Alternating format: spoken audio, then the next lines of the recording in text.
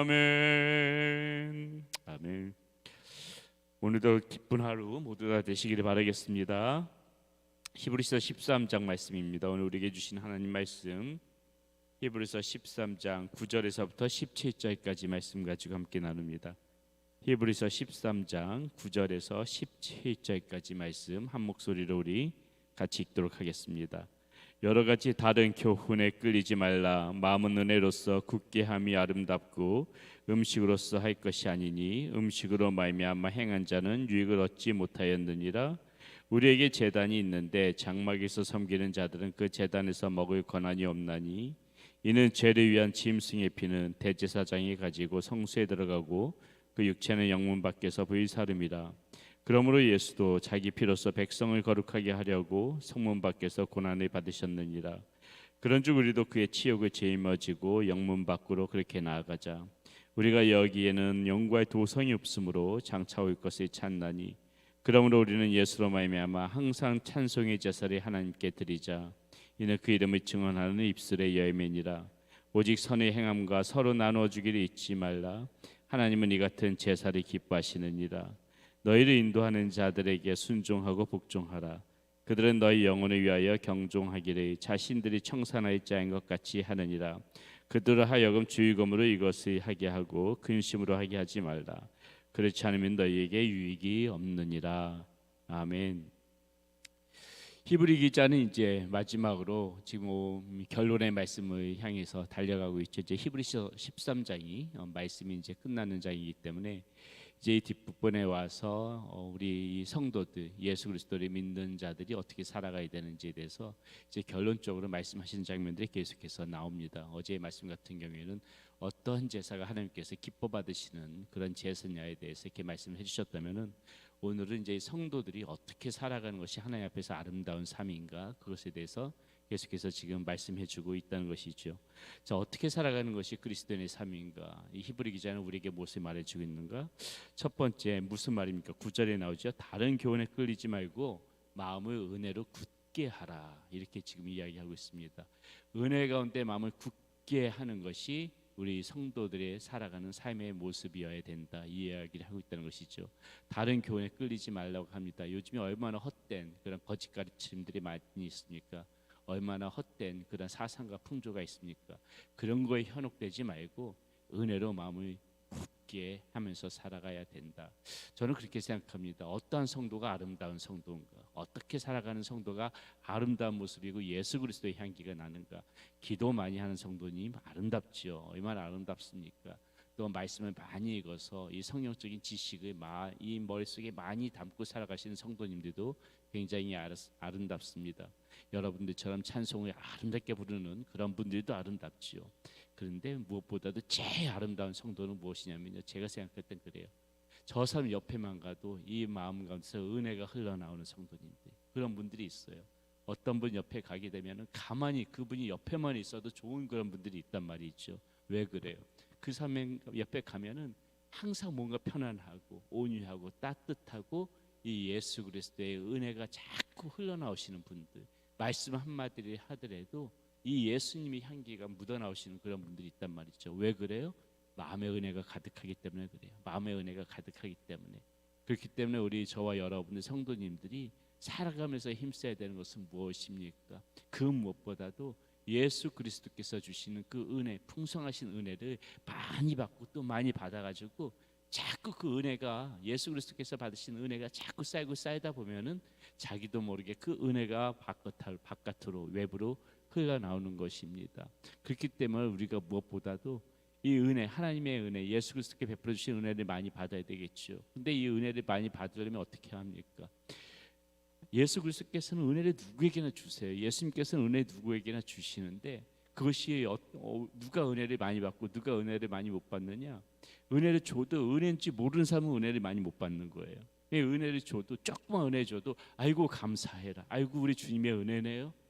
은혜를 느낄 줄 알아야지 은혜가 쌓이죠. 근데 주님께서 똑같이 동일하게 사람들이 똑같이 은혜를 줘도 어떤 사람은 그게 은혜를 은인지 모르고 그냥 지나가치는데, 어떤 사람은 조그만 똑같은 은혜 줘도 조그만 은혜 하나라도 붙잡는 사람이 있다는 거죠. 아이고 이거 우리 주님께서 주신 은혜네, 아이고 감사해라.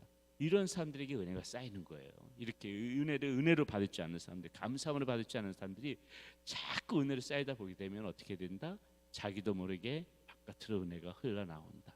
그래서 지금 여기서 오늘 이 구절 말씀이 뭡니까?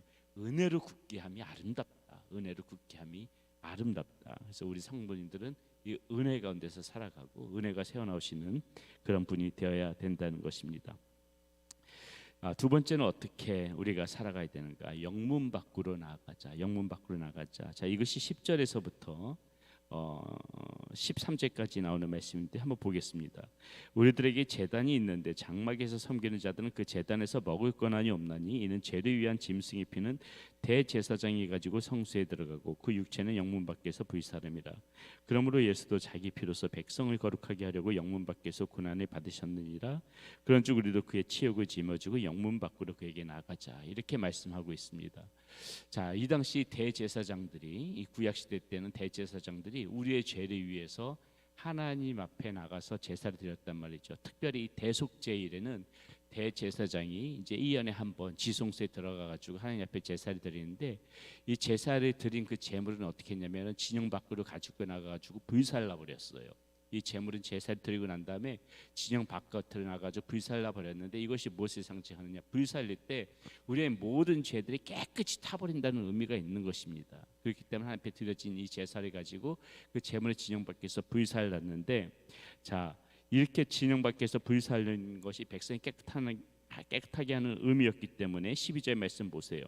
그러므로 예수도 자기 피로써 백성을 거룩하게 하려고 성문 밖에서 고난을 받으셨느니라. 무슨 말입니까? 예수님 역시도 우리들이 깨끗하게 하시기 위하여서 마치 구약시대 그 제물이 진영 밖에서, 영문 밖에서 불살라 버려졌듯이 예수님 자신이 제물이 되어져서 영문 밖에서 불살라졌다. 무슨 의미예요?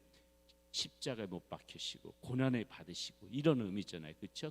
예수님이 불살라 버려졌다는 건 그런 의미잖아요. 그런 고난을 받으셨잖아요. 이렇게 우리의 죄를 위하여서 예수님께서 그렇게 십자가에 못 박혀서 달려 돌아가셨는데, 자, 13절 말씀 보세요. 그런즉 우리도 그의 치욕을 짊어지고 영문 밖으로 그에게 나아가자. 십자가의 자리, 그쪽으로 우리도 나가자. 예수님께서 못 박히셨던 그 자리로 가자. 왜요? 우리도 함께 예수 그리스도께서 가셨던 그 길을 따라가야 되니까는, 주님께서 우리의 죄를 위하여서 그 십자가 못 박혀 달려 돌아가신 불살라져 버린 그 자리로 간다는 것은 무엇이에요? 갈라디아서 2장 20절 말씀처럼 내가 그리스도와 함께 십자가에 못 박혔나니 그런즉 이제는 내가 산 것이 아니요 오직 내 안에 예수 그리스도께서 오직 내 안에서 나를 살리신 하나님 아버지 아들이 믿는 믿음 안에서 사는 것이다. 그렇게 말씀하시잖아요. 무슨 말이에요? 십자가, 영문 밖으로 나가자는 것은 그 십자가에 같이 우리도 못 박혀서 그 다음에 십자가의 길을 같이 걸어가자. 좁은 길을 걸어가자. 예수 그리스도께서 그 말씀하셨던 그 길을 순종하면서 가자. 이것이 영문 밖으로 나가는 그러한 사람들의 그러한 모습이라는 것이죠. 그렇기 때문에 우리도 그냥 영문 밖으로 나가야만 되는데, 자, 그렇게 해서 우리도 십자가에게 좁은 길을 걸어야만 되는데 이유가 나오죠. 14절에 뭐라 그러고 있습니까? 우리가 여기에는 영구한 도성이 없으므로 장차 올 것을 찾나니. 왜 우리가 그렇게 살아가야 됩니까?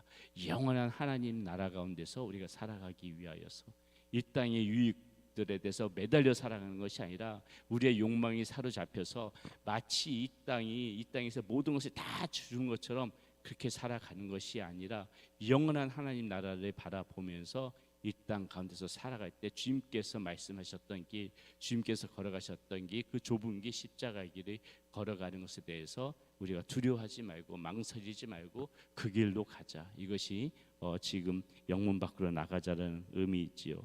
자, 이렇게 또 영문 밖으로 나가는 삶이 있어야 되는 것이고, 또 하나 무엇을 볼 수가 있습니까? 그 다음에 우리가 해야 될 것이 찬송의 제사를 드리자라는 말씀이 나오죠. 자, 15절 말씀 보세요. 그러므로 우리는 예수로 말미암아 찬송의 제사를 하나님께 드리자. 찬송의 제사를 하나님께 드리자. 이는 그 이름을 증언하는 입술의 열매니라. 자, 이 말이 다시 반복됩니다. 찬송의 제사를 하나님 앞에 드리자. 이 말씀은 어제 우리가 나눴던 말씀입니다. 다시 한번 복습해 볼까요? 찬송의 제사를 하나님 앞에 드리는 것인데, 찬송의 제사, 기쁨의 제사, 하나님이 받으시는 제사, 어떤 제사라고 그랬습니까? 형제 사랑하여야 된다 그랬죠. 어제 말씀 기억나십니까? 형제 사랑. 그 말씀이 16절에 고스란히 나오죠. 오직 선을 행함과 서로 나눠주기를 잊지 말라. 하나님은 이 같은 제사를 기뻐하시느니라. 이것은 어제 우리가 나눴던 말씀이니까 더 이상 안 나누겠습니다. 형제 사랑하고 이웃 사랑하고 이것이 우리가 해야 되는 것이다. 우리가 이 땅 가운데서 살아가면서 그리스도인의 삶 가운데서 반드시 있어야 되는 모습이라는 것이고요. 또 어제 우리가 말씀 가운데서 우리가 정결하게 힘쓰는 것, 우리 스스로를 좀 거룩하게 이렇게 성결하게 살아가기 위해서 애쓰는 것, 이게 다 찬송의 제사라는 것이죠. 또 어제 말씀 가운데서도 뭐랍니까? 돈 너무 쫓아가지 말고, 이 땅의 욕심 너무 쫓아가지 말고 주신 것에 감사하면서 자족하면서 좀 살아가자. 이런 거 다 찬송의 제사예요. 이런 게 기쁨의 제사란 말입니다. 지금 15절에 그러잖아요. 찬송의 제사를 하나님께 드리자. 이렇게 우리가 그렇게 살아가자는 것이고요. 마지막으로 자 17절 말씀에 이런 말씀이 납니다. 이거 좀 제가 말씀드리기가 조금 쑥스럽긴 하지만 한번 보세요. 너희를 인도하는 자들에게 순종하고 복종하라. 그들은 너희 영혼을 위하여 경성하기를 자신들이 청산할 자인 것 같이 하느니라. 그들로 하여금 즐거움으로 이것을 하게 하고 근심으로 하게 하지 말라. 그렇지 않으면 너희에게 유익이 없느니라. 이렇게 나오고 있죠. 자, 영적인 지도자들에게 순종하고 복종하라. 자, 왜 그래야 되냐? 경성하기를, 이런 말이 나오죠. 이 경성이란 말이 좀 어려운 말인데요. 이것이 원어로는 뭐냐면 아그리피누신이라는 얘기인데 무슨 뜻이냐면은 보초를 서다, 지키다 이런 얘기예요. 그러니까 이 경성한다는 말은 무엇이에요? 이 영적인 지도자들이 이 성도님들을 위하여서 보초를 쓴다. 성도님들이 올바른 신앙생활을 가게 하기 위해서 성도님들을 지키는 사람들이 이 영적인 지도자들이기 때문에 그들에게 순종하자. 이렇게 지금 히브리 기자가 이야기해주고 있다는 것이죠. 실로 우리 교회 사역자들도 마찬가지로 다 여러분들 어떤 영적인 성장, 여러분들이 하나님 앞에 바른 자녀로 살아가기 위해서 늘 기도하고 이렇게 정말 이 말씀대로 보초를 서는 마음으로 그렇게 경성하면서 그렇게 살아가기 때문에 우리가 함께 서로 간에 기도해주고 섬기면서 연합하는 그런 모습이 중요할 것이라고 봅니다. 오늘 이 히브리 기자가 마지막으로 우리에게 들려줬던 말씀, 그리스도인의 삶의 모습에 대해서 우리가 다시 한번 생각해봤습니다. 은혜 가운데 마음을 굳게 하고 영문 밖으로 나아가서 좁은 길 걸어가는 거 우리가 망설이지 말고, 그리고 찬송의 제사를 드리고 그리고 영적인 지도자들에게 순종하면서 살아가는 그런 사랑하는 성도님들 모두 되시기를 바라겠습니다. 기도하겠습니다. 살아계신 아버지 하나님 감사합니다. 오늘 우리 그리스도인들이 이 땅 가운데서 살아가면서 어떤 삶을 살아가야 되는지에 대해서 말씀을 함께 나누었습니다. 무엇보다도 은혜 가운데 우리의 마음을 굳게 하여서 하나님 앞에 기쁨의 제사를 드리는 그런 사랑하는 성도님들이 모두가 되어질 수 있도록 인도하여 주시옵소서. 좁은 길 걸어가기에 아버지 하나님, 이 땅 가운데서 많은 어려움이 있지만은 하나님 어떠한 시련과 어떠한 어려움이 있어도 그 길 포기하지 않고 굳게 마음을 잡고 걸어갈 수 있는 우리 사랑하는 성도님들 모두 되어질 수 있도록 인도하여 주시옵소서. 예수님의 이름으로 감사하며 기도드렸습니다. 아멘.